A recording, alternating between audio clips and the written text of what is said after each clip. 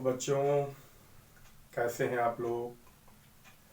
अब हम लोग स्टार्ट करेंगे आज का सेशन का दूसरा इस चैप्टर का दूसरा भाग, principles of inheritance and variation.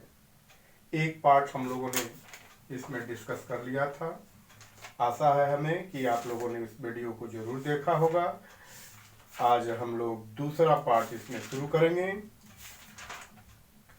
जिसमें हम लोग पढ़ने वाले हैं बच्चों सेक्स डिटर्मिनेशन। सेक्स डिटर्मिनेशन के बाद पढ़ेंगे हम लोग म्यूटेशन, और तीसरा चीज हम लोग पढ़ेंगे जेनेटिक डिजॉर्डर्स। आज दूसरे सेशन में हम लोग इन तीन टॉपिक्स को कंप्लीट करने की कोशिश करते हैं। तो चलिए बिना किसी देर का हम लोग स्टार्ट कर देते हैं। पहला topic sex determination. Sex determination. Sex determination क्या है बच्चों?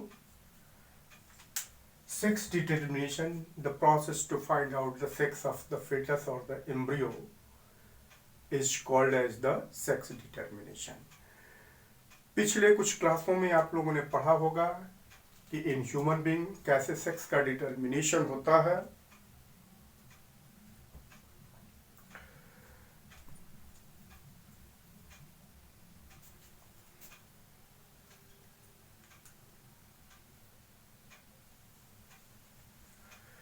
जी हाँ, सेक्स का डिटर्मिनेशन कैसे होता है ये पिछले क्लासों में आप लोगों ने पढ़ा होगा कि इन ह्यूमन बीइंग दो तरह के क्रोमोसोम्स होते हैं। एक को हम लोग कहते हैं autosomes.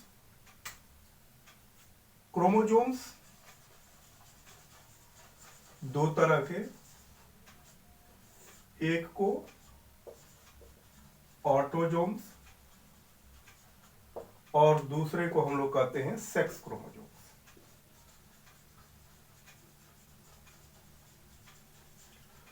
In human being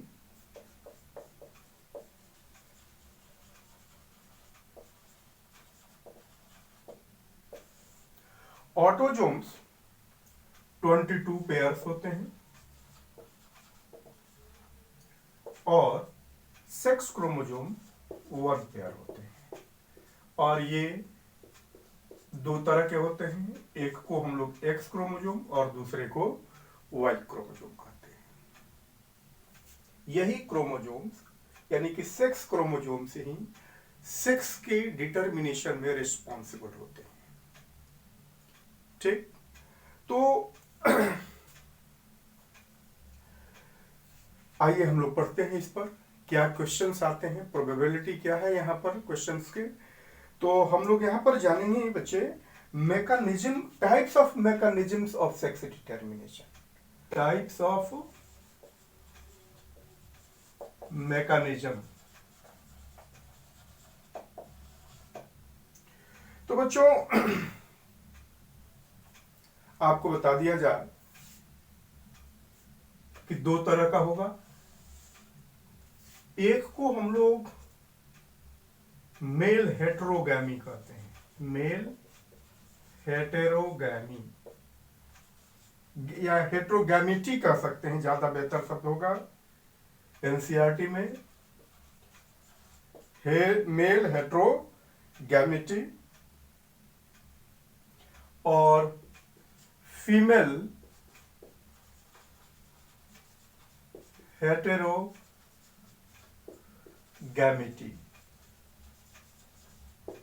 mail hetero, hetero means क्या चीज? डिफरेंट गैमिट्स बनाने वाले। अगर male different types of gamete बनाते हैं रिगार्डिंग टू सेक्स क्रोमोसोम्स, तो इसको आप क्या कहते हैं? मेल हेटेरोगैमिटी कहते हैं। जैसे बच्चे ये दो तरह का हो सकता है। एक होगा जिसको हम लोग कहते हैं एक्स एक्स एंड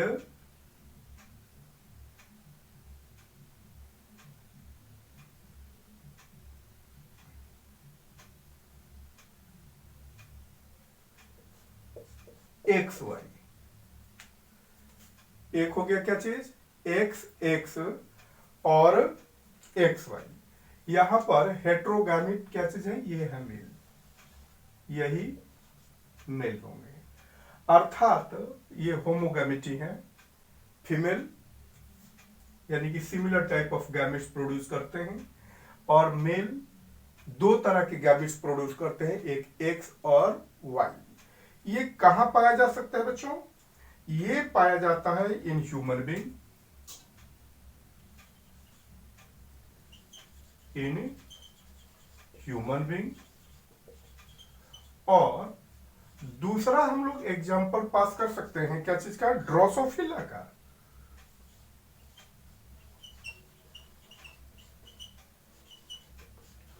ड्रोसोफिला जहां पर कि मेल में एक्स और वाई क्रोमोजोम्स होते हैं और फीमेल में एक्स और एक्स क्रोमोजोम होते हैं, ऑटोजोम्स के अलावा, यानी सेक्स क्रोमोजोम्स की हम लोग यहां बात कर रहे हैं। ऑटोजोम फिक्स हैं, ऑटोजोम्स तो रहेंगे ही, लेकिन सेक्स क्रोमोजोम्स फीमेल में एक्स और मेल में क्या होते हैं, एक्स और वाई। आपको ये एग्जाम्पल बच्चों ज्यादा ध्यान रखना है। और ये दूसरा होता है x X and x zero. यहां पर ये मेल है और ये फीमेल है, फीमेल वैसे ही रह गई। अर्थात यहां पर क्या चीज, वाई क्रोमोजोम एब्सेंट है, इसलिए इसको हम लोग क्या कहते हैं, एक्स जीरो कहते हैं। इसलिए हम लोग क्या कहते हैं, इसको एक्स जीरो कहते हैं। और ये एग्जाम्पल क्या चीज में मिल सकता है, राउंड वर्म्स में मिलेगा बच्चों, राउंड वर्म्स। और कुछ इंसेक्ट्स में ये मिल सकता है, जैसे ग्रास होपर,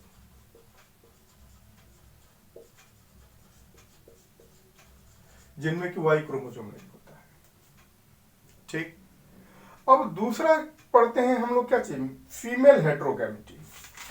फीमेल हेट्रोगैमिटी ये बच्चों भी दो तरह के होते हैं। ये हम लोग पढ़ते हैं क्या चीज, जेड डब्ल्यू। ये क्या होते हैं, Z W and Z Z. अब देखिए हम लोग यहां एक्स और वाई क्रोमोजोम की चर्चा किए, यहां पर हम लोग जेड और जेड डब्ल्यू क्रोमोजोम की चर्चा कर रहे हैं। ऐसा क्यों, ऐसा इसलिए ताकि हम लोग अगर एक्स एक्स का ही बात करेंगे, एक्स वाई की ही बात कर लेंगे, तो दोनों में कंफ्यूजन पैदा होगा। एकदम समझाने के लिए कि मेल हेट्रोगैमिटी होगा, वहां पर एक्स वाई क्रोमोजोम की बात होती है, ये ध्यान रखिएगा। मेल हेट्रोगैमिटी की जब बात होगी तो वहां पर आपको क्या चीज, एक्स और वाई क्रोमोजोम्स की बात होगी। लेकिन जहां पर भी फीमेल हेट्रोगैमिटी की बात होगी, वहां पर जेड और डब्ल्यू क्रोमोजोम्स की बात होगी। यहां पर एकदम दिमाग में सेट कर लेना है कि जहां जेड और डब्ल्यू क्रोमोजोम्स की बात आती है, वहां पर क्या चीज है, फीमेल हेट्रोगैमिटी है। ठीक, तो ये आप समझिए कि जेड डब्ल्यू किसमें मिलता है, जेड डब्ल्यू और जेड जेड, हाँ सॉरी, जेड डब्ल्यू और ये जेड जेड मिलता है। ये किसमें मिलता है, अर्थात यहां देखिए कि ये है फीमेल, ये है फीमेल हेट्रोगैमिटी, और ये है मेल यानी होमोगैमिटी, यानी similar type of the gametes produce करते हैं ये, और डिफरेंट टाइप्स ऑफ गैमिट इनके फीमेल प्रोड्यूस करते हैं। ये होगा एग्जांपल आप साइट कर सकते हैं क्या चीज में, बर्ड्स और रेप्टाइल्स में, बर्ड्स और रेप्टाइल्स में ऐसा होता है, जहां की फीमेल में जेड डब्ल्यू क्रोमोजोम्स होते हैं और मेल में जेड और जेड क्रोमोजोम्स होते हैं। और अब एक देखिए क्या चीज, दूसरा जो है यहां पर जेड जीरो और जेड जेड क्रोमोजोम्स होते हैं, अर्थात इनके फीमेल में यही डब्लू क्रोमोजोम्स एब्सेंट होते हैं। इनके फीमेल्स में डब्लू क्रोमोजोम एब्सेंट होते हैं, इसीलिए यहां पर क्या लिखा गया, Z0 क्रोमोजोम्स लिखा गया। और मेल इनके तो होमोगैमेटी होते ही हैं, यानी कि ZZ दोनों में देखिए वही है। तो ये कहां पर पाया जाता है, ये एग्जाम्पल जो है आपको बता दिए, बटरफ्लाई और मॉथ में पाए जाते हैं। बटरफ्लाई और दूसरा मॉथ्स में पाए जाते हैं।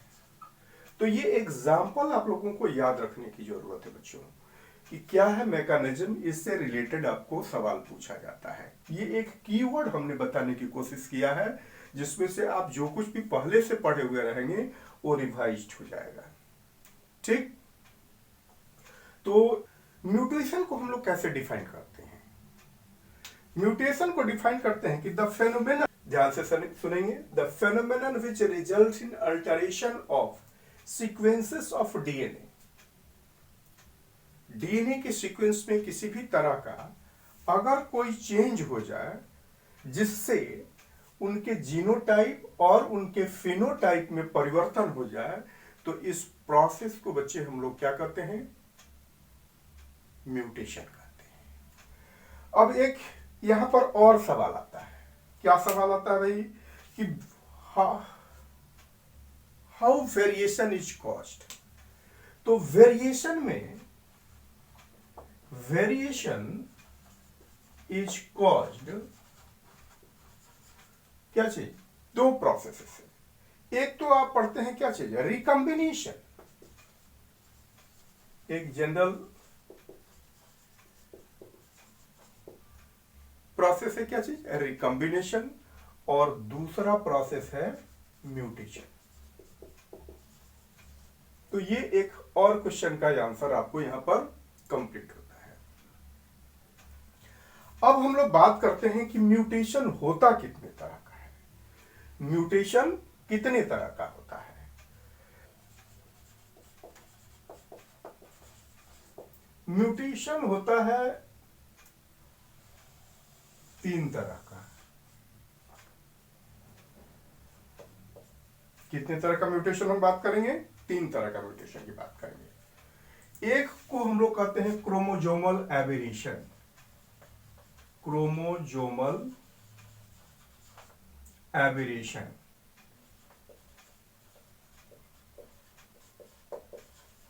दूसरे को हम लोग कहते हैं पॉइंट म्यूटेशन,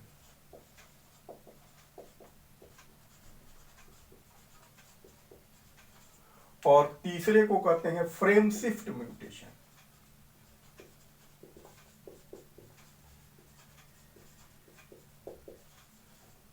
ध्यान दीजिएगा, क्रोमोजोमल एबेरेशन किसको कहते हैं हम लोग, जो chromosome caused due to change in chromosomal number, chromosome number और its structure। क्रोमोजोम के नंबर या उसके स्ट्रक्चर में किसी भी तरह का चेंजिंग आता है, तो इसको हम लोग कहते हैं क्रोमोजोमल एबेरेशन। और सबसे कॉमन एग्जांपल है बच्चों यहां पर कि कैंसरस जो सेल्स हो जाते हैं उनमें क्रोमोजोमल एबेरेशन होने लगता है।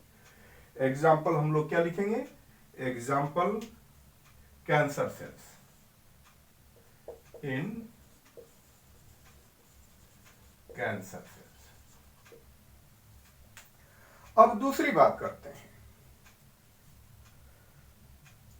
Point mutation. पॉइंट म्यूटेशन किसको कहेंगे, ये कॉज होता है, caused due to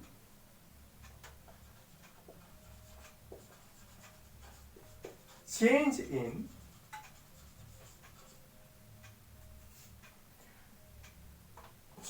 in single base pair, base pair of DNA.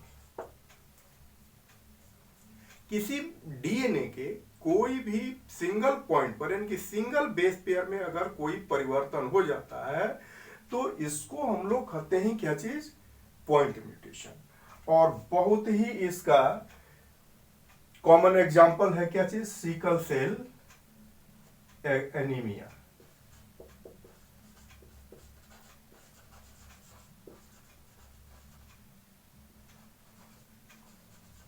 Sickle cell anaemia.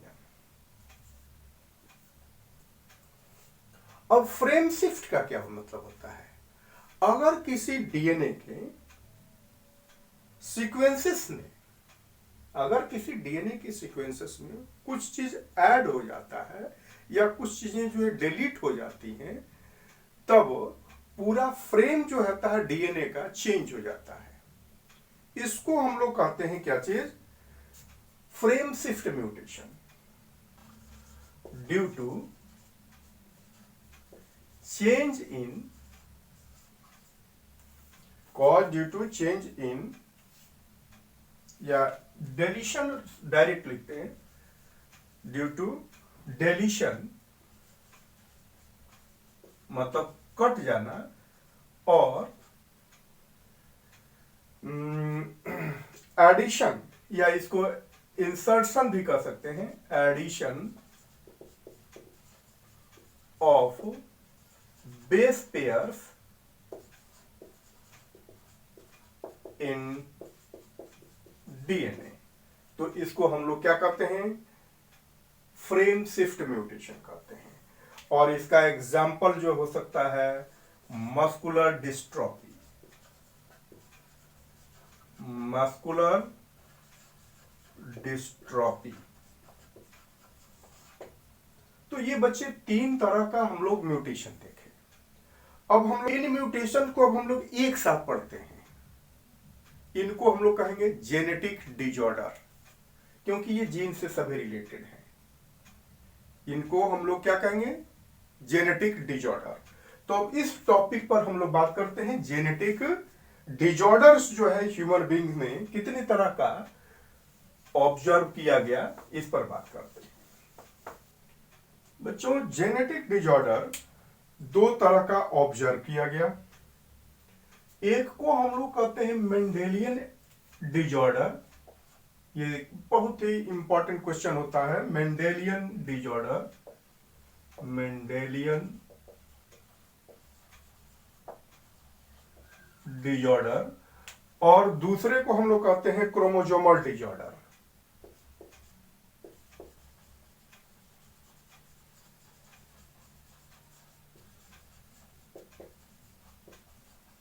Chromosomal disorder.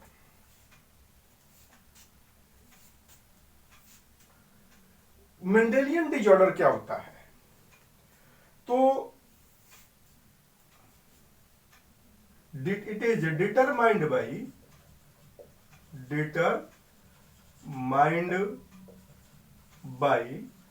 Alteration, determined by alteration और म्यूटेशन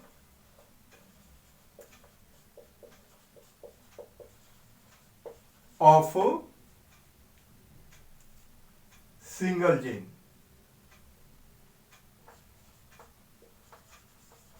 सिंगल जीन।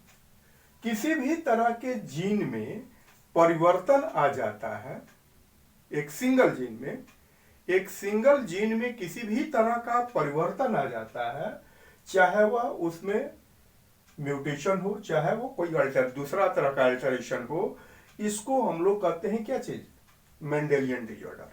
इसकी और कैरेक्टरिस्टिक्स क्या बताएंगे कि क्रोमोजोम के कैरेक्टरिस्टिक्स में no change in chromosome number.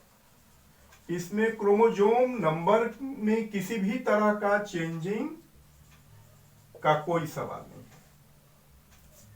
Chromosome number में कोई भी चेंजिंग नहीं होता है। और ऐसे जो भी चेंजिंग होते हैं can be transmitted to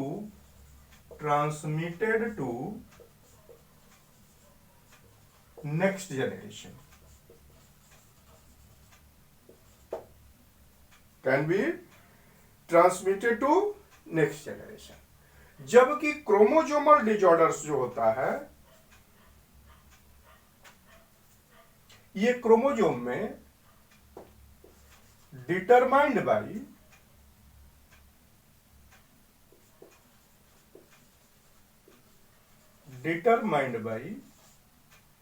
addition और ये कहें कि एब्सेंस और एक्सेस ऑफ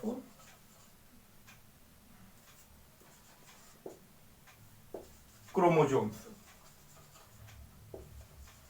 अगर कोई क्रोमोजोम किसी भी क्रोमोजोम में क्या हो जाए, कुछ एब्सेंट हो जाए, कुछ पार्ट कट जाए, कुछ पार्ट जुड़ जाए, या उनकी संख्या जो है बढ़ जाए क्रोमोजोम के पूरे सेट में, या घट जाए, तो ऐसे डिजॉर्डर को हम लोग क्या कहते हैं, क्रोमोजोमल डिजॉर्डर कहते हैं।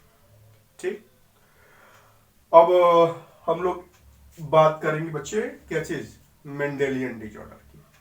आज के टॉपिक में हम लोग मेंडेलियन डिजॉर्डर की बात करते हैं।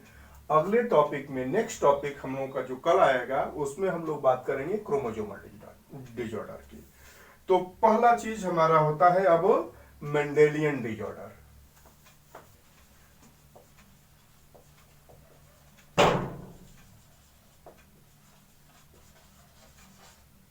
मेंडेलियन डिजॉर्डर, देखिए ये दो तरह का हम लोग पढ़ेंगे यहां पर। मेंडेलियन डिजॉर्डर जो है दो तरह का, एक को हम लोग कहते हैं सेक्स लिंक्ड, हम लोग को पढ़ना यहां पर है दो तरह का, sex linked disorder, sex linked disorder, और दूसरे को हम लोग पढ़ते हैं ऑटोजोम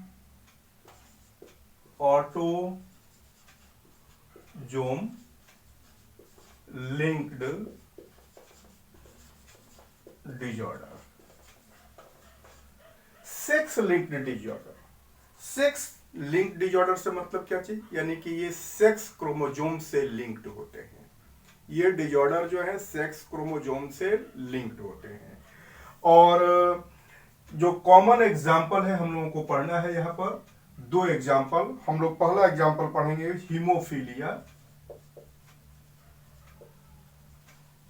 हीमोफीलिया, और दूसरा पढ़ेंगे क्या चीज, कलर ब्लाइंडनेस।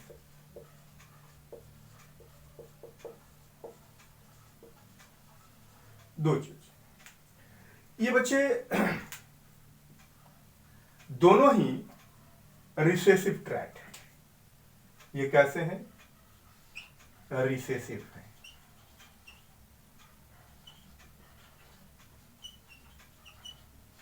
ये दोनों रिसेसिव ट्रैट है। और ऑटोजोम्स, यानी कि ये ऑटोजोमल क्रोमोजोम से लिंक्ड हैं। और ये हम लोगों को यहां पर पढ़ना है दो क्रोमोजोम्स, दो डिजीजेस के बारे में पढ़ना है यहां पर। एग्जाम्पल है, पहला है हम लोगों का सिकल सेल एनीमिया,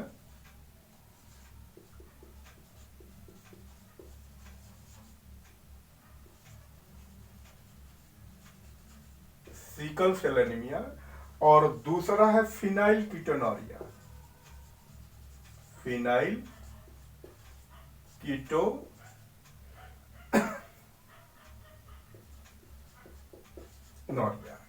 ये भी डिजीजेस जो हैं रिसेसिव ट्रैक्स हैं, यानी दोनों ही रिसेसिव हैं। ये हम लोगों को आगे काम में आएगा पेडिग्री एनालिसिस में।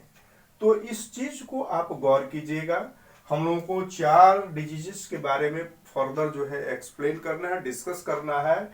एक दो डिजीजेज हैं, हीमोफीलिया और कलर ब्लाइंडनेस, जो कि सेक्स लिंक डिजॉर्डर हैं, और दूसरा जो है सिकल सेल एनीमिया और फिनाइल कीटोनारिया, ये ऑटोजोम लिंक्ड डिजॉर्डर है।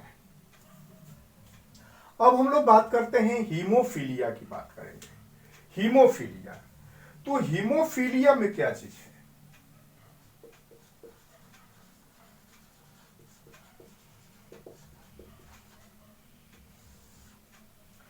बच्चों, इसमें clotting of blood, clotting of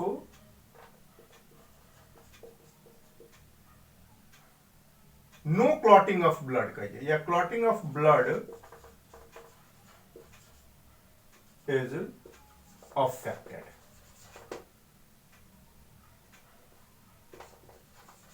clotting of blood is affected, यानी कि जो व्यक्ति हीमोफिलिक होगा उसमें स्मॉल कट हो जाने के बाद भी उसके ब्लड की क्लॉटिंग नहीं होगी और वह लगातार ब्लीडिंग होते जाएगा, जिसके चलते उसकी डेथ भी हो सकती है। तो ये कैसा डिजीज है? इसको कहा जाता है, ये एक्स क्रोमोजोम्स पर लिंक्ड है, एक्स लिंक्ड डिजॉर्डर का है या डिजीज का है। किस क्रोमोजोम पर है? एक्स पर है, एक्स क्रोमोजोम पर। एक्स क्रोमोजोम पर होने के चलते ये हमेशा कहा जाए कि जो सिक पर यानी कि हीमोफिलिक होगा व्यक्ति, वह कौन होगा? मैन होगा, यानी कि मेल होगा। मेल हीमोफिलिक हो सकता है, वो कैरियर नहीं हो सकता है मेल। इसी के चलते ये क्या होगा? मेल ऑलवेज बी सिक्ड या अफेक्टेड, या हाँ ये कहा जाए कि हीमोफिलिक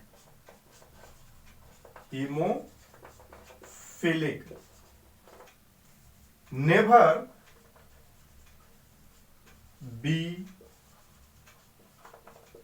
कैरियर। इसका कारण क्या है? ऐसा सवाल आता है क्योंकि उसके पास एक ही एक्स क्रोमोजोम होता है और ये एक्स लिंक्ड डिजॉर्डर है, तो एक ही है ही, इसलिए वह हर हमेशा जो है, ये वाई क्रोमोजोम से इसको मतलब है नहीं, इसलिए हमेशा मेल में अगर होगा तो वह क्या होगा? हीमोफिलिक होगा, वह कभी भी कैरियर नहीं होगा। और ये फीमेल जो होगी, female mostly may be carrier, क्योंकि उसमें दो एक्स क्रोमोजोम होते हैं। अगर ये होमोगैमेटिक हो जाती है, यानी कि ये दोनों ही क्रोमोजोम्स, सॉरी दोनों ही एलिल्स जो हैं, अगर इसके अफेक्टेड हो जाते हैं तो ये हीमोफिलिक होगी और वैसी स्थिति में इसकी सर्वाइविलिटी नहीं होगी। तो female mostly may be carrier, rarely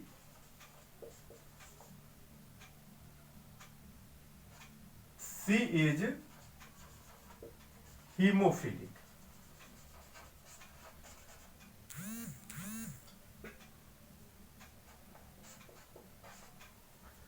और रेयरली हीमोफिलिक होती है। अब देखिए एक क्या चीज फंडा है कि इसको इरेज करते हैं।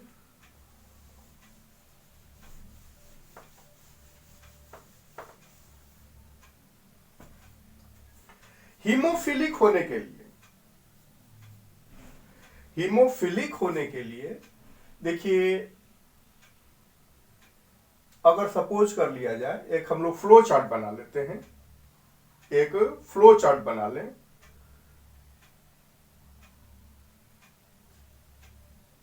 एक्स और एक्स, ये जो कि फीमेल होगी, अगर सपोज कर लीजिए कि हीमोफिलिक है, एच से हम लोग करेंगे, तो ये क्या होगी? कैरियर होगी। और मेल अगर एक्स वाई है, ये क्या चीज है, एच है, तो ये क्या होगा, हीमोफिलिक होगा।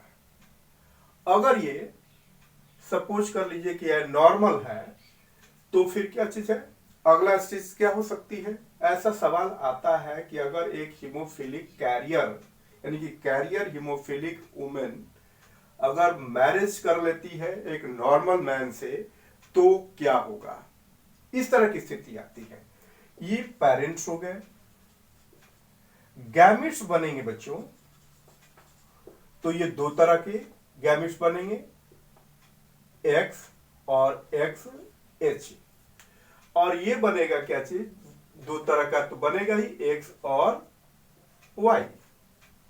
अब समझ लीजिए, इसको पुनेट स्क्वायर के द्वारा अगर हम लोग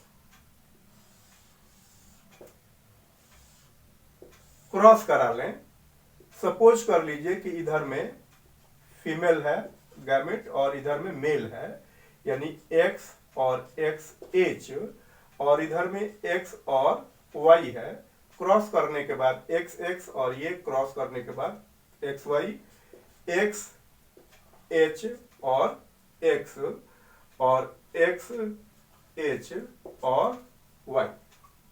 तो आप यहां पर क्या देखते हैं कि 50% चांस नॉर्मलिटी की होती है और 50% चांस जो होता है सिक की होती है।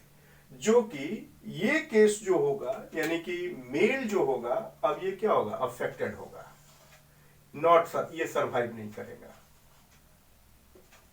Not survive. और ये क्या होगी, ये कैरियर हो सकती है, ये सरवाइव करेगी लेकिन कैरियर होगी। तो इस तरह से सवाल पूछा जाता है। अगर मान लिया जाए कि ये कब किस स्थिति में ये हीमोफिलिक होगी, ऐसा भी सवाल पूछा जाता है कि when a daughter would be hemophilic, तब उसके लिए हम लोग क्या कर सकते हैं।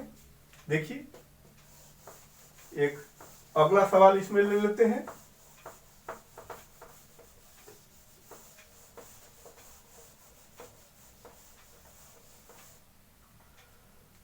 टू बी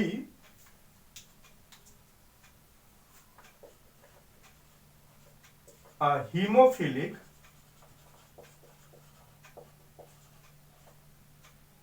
वुमेन कैसा होना चाहिए, या डॉटर फीमेल जो भी है, क्या होना चाहिए कि देखिए, फीमेल तो कैरियर होना ही चाहिए, मेल का भी कैरियर अफेक्टेड होना चाहिए, यानी कि इसको हीमोफिलिक होना बड़ी जरूरी है।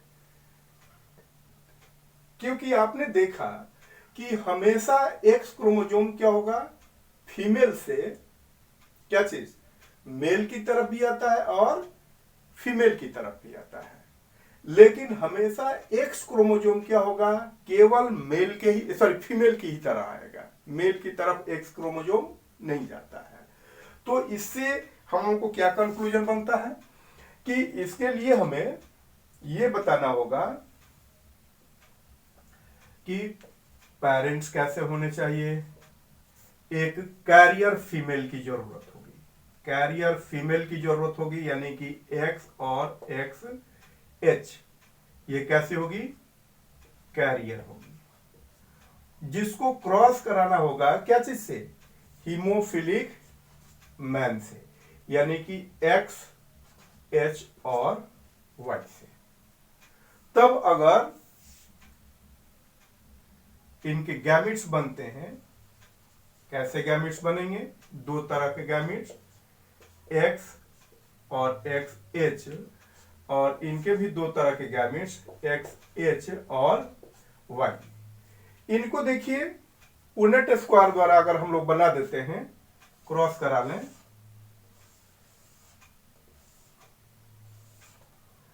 इधर फीमेल और इधर मेल, ये एक्स एच वाई और इधर एक्स और x H, x x H और एक्स वाई और एक्स एच और एक्स एच, एक्स एच और वाई। अब देखिए ऐसे केस में ये हीमोफिलिक लड़की होगी, डॉटर होगी, तो ये केस आपसे दिया जाता है हीमोफिलिक।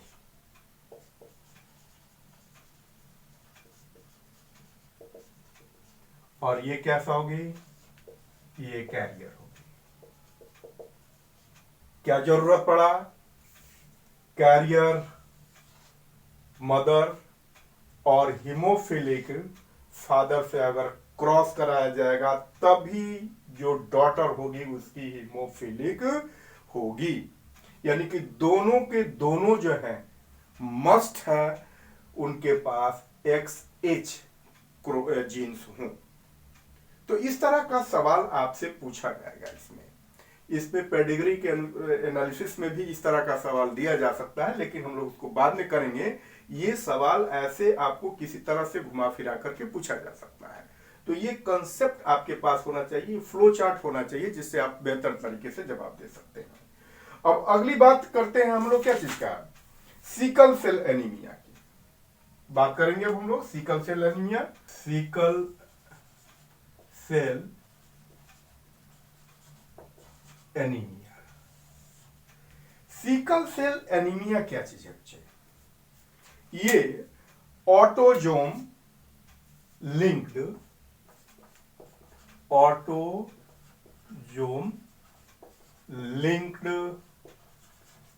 रिसेसिव डिसऑर्डर है। ऑटोजोम लिंक्ड रिसेसिव डिसऑर्डर है। इसमें होता क्या चीज है, सिकल सेल, यानी कि इस जीन के अफेक्ट होने से आरबीसी का जो स्ट्रक्चर होता है, आरबीसी का स्ट्रक्चर कैसा होता है, डिस्क शेप्ड होता है, वह डिस्टॉर्ट होकर के लंबा सिकल के आकार का हो जाता है, सिकल के आकार का। इसीलिए इसमें हम लोग क्या कहते हैं, सिकल सेल एनीमिया कहते हैं। सिकल के आकार का हो जाने से जो इनके हीमोग्लोबिन होते हैं, यानी कि आरबीसी से हीमोग्लोबिन बनता है और हीमोग्लोबिन ऑक्सीजन को कैरी करता है, ऑक्सी हीमोग्लोबिन बनता है बच्चे। हीमोग्लोबिन ऑक्सीजन से कंबाइन करके क्या बनाता है, ऑक्सी हीमोग्लोबिन, और इसी फॉर्म में वह ऑक्सीजन को कैरी करता है। जब वह डिस्टॉर्ट हो जाता है, यानी कि डिफॉर्म फॉर्म में जो है हीमोग्लोबिन बनता है, तो वह ऑक्सीजन को कैरी नहीं कर पाता है, अर्थात बॉडी में ऑक्सीजन की कमी होने लगती है।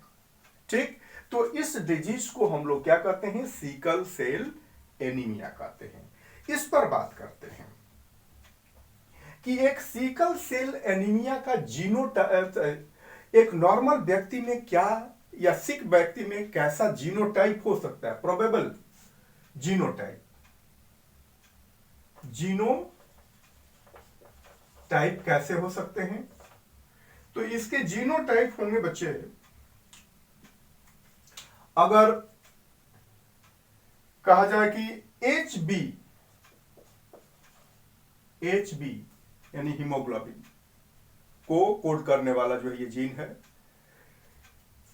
एस और HBS, तो ये क्या होगा, सिक होगा, यानी कि sickle cell is a anaemia होगी, क्योंकि रिसेसिव है। ऐसी स्थिति में रहेंगे ये जीन्स, तभी ये सिक होगा। ठीक, अगर ये HB और HBS, इस स्थिति में HB यहां A लिख दें, तो ये कैसा होगा, इसको हम लोग कैरियर कहते हैं, यानी कि काम चलेगा, मरेगा नहीं। ये जीन जो है ना, ये एलील जो है वह हीमोग्लोबिन नॉर्मल बनाएगा, इसलिए काम चल सकता है। और यह व्यक्ति जो होगा HBA, HbA यह नॉर्मल स्वस्थ व्यक्ति होगा।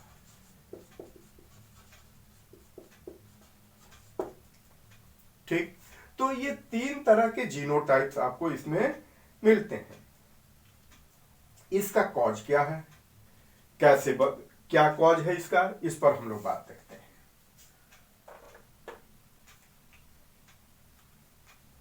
बाय सब्स्टिट्यूशन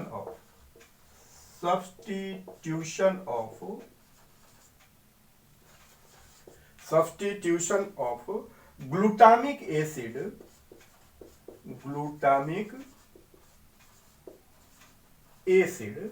इसको हम लोग एब्रिविएट करते हैं GLU से, बाय वैलिन, हम लोग इसको वैलिन को एब्रिविएट करेंगे VAL, at the 6th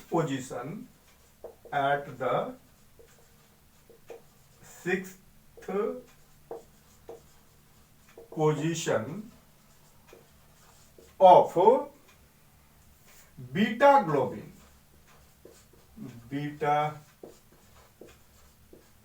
globin chain of haemoglobin, beta globin chain of haemoglobin molecule. अर्थात इसमें जो कोडोन होंगे, ध्यान दीजिएगा, ग्लूटामिक एसिड क्या चीज से चेंज हो जाता है, वैलिन से चेंज हो जाता है। अर्थात mRNA स्ट्रैंड पर, mRNA स्ट्रैंड ग्लूटामिक एसिड को कोड करने वाला कोडोन जो होगा GAG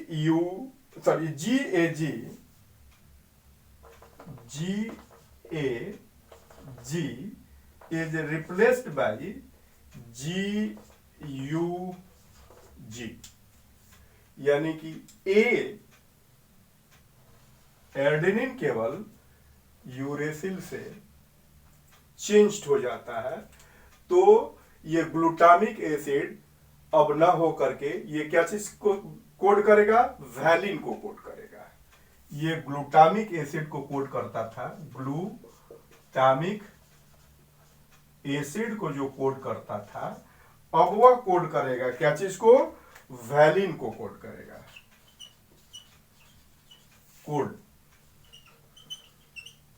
फॉर, ठीक। इसी से क्या हो जाता है कि हीमोग्लोबिन का जो चेन होता है वह डिस्टॉर्ट हो जाता है। इसके GUG के चलते उसका चेन का स्ट्रक्चर जो है डिस्टॉर्ट हो जाता है, जिसके चलते आरबीसी के मॉलिक्यूल्स क्या हो जाते हैं, लंबे हो जाते हैं, यानी सिकल सेल्ड हो जाते हैं। तो ये बच्चे हैं इसका केमिकल एनालिसिस। अब हम लोग बात करते हैं तीसरा डिजीज जो है फिनाइल कीटोनूरिया। तीसरा जो हम लोगों का डिजॉर्डर हो गया फिनाइल कीटोनूरिया। फिनाइल कीटोनूरिया का क्या कारण है, इसको देखते हैं। यह डिजीज जो है इसमें होता क्या चीज है कि फिनाइल, नॉर्मल केस में phenyl alanine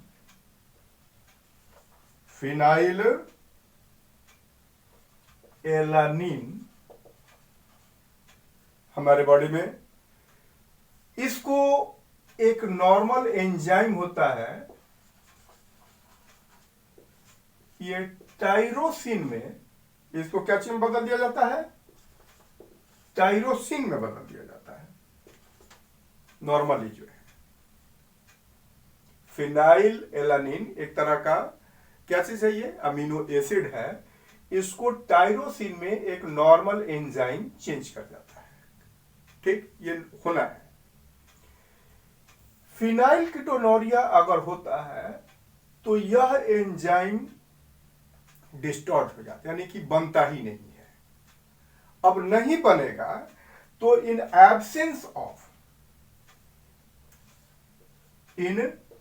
absence of enzyme. Phenyl alanine जो होगा फिनाइल पाइरुविक एसिड में कन्वर्ट हो जाता है। फिनाइल पाइरुविक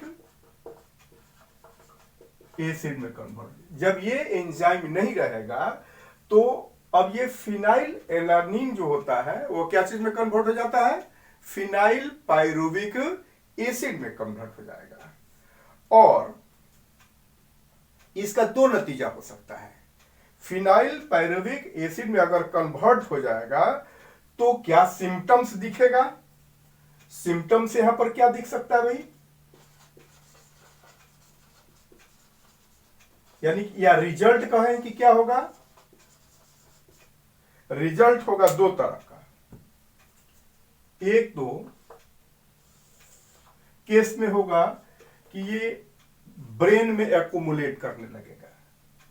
एक केस में क्या होगा, या दोनों ही केस हो सकते हैं, दोनों ही साइड बाय साइड होगा। Accumulation in brain, accumulation in brain, और ब्रेन में इसका एक्युमुलेशन होने लगेगा तो मेंटली जो है वो क्या चीज रिटार्ड होते जाएगा व्यक्ति। मेंटल रिटार्डेशन, अगला स्टेज क्या हो जाएगा? Mental retardation.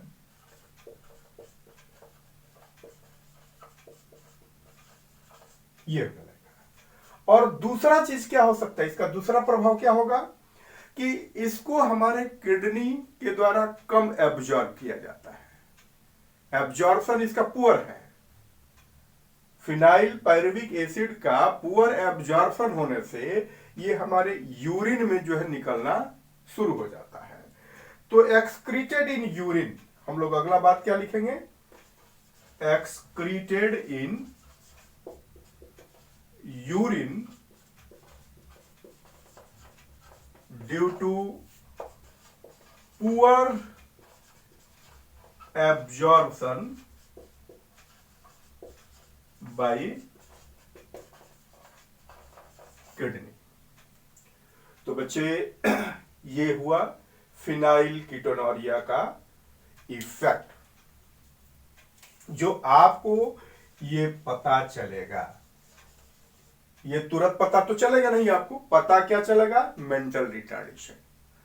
तो ये 3 डिजीजेस जो है हम लोगों ने पढ़ा, क्या चीज, या डिजॉर्डर कह सकते हैं, मेंडेलियन डिजॉर्डर्स का।